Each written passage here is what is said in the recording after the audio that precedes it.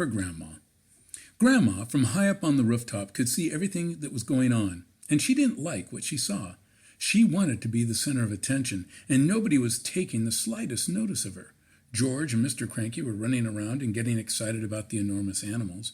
Mrs. Cranky was washing up in the kitchen, and Grandma was all alone on the rooftop.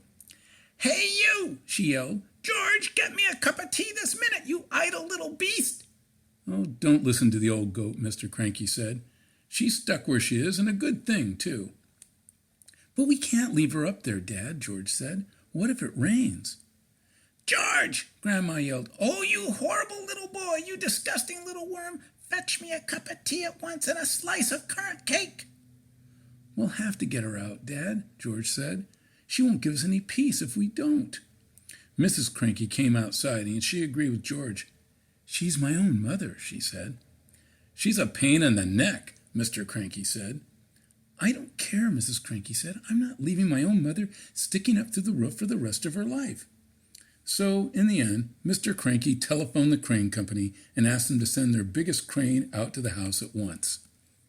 The crane arrived 1 hour later. It was on wheels, and there were 2 men inside it. The crane men climbed up onto the roof and put ropes under Grandma's arms. Then she was lifted right up through the roof. In a way, the medicine had done Grandma good. It had not made her any less grumpy or bad-tempered, but it seemed to have cured all her aches and pains, and she was suddenly as frisky as a ferret. As soon as the crane had lowered her to the ground, she ran over to George's huge pony, Jack Frost, and jumped onto his back. This ancient old hag, who was now as tall as a house, then galloped about the farm on the gigantic pony, jumping over trees and sheds and shouting, "Out of my way! Clear the decks! Stand back, all of you miserable midgets, or I'll trample you to death!" and other silly things like that.